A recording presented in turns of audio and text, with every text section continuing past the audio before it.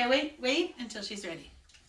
We are the Moosonee Public School Fiddle Club, and the next song is You Are My Sunshine.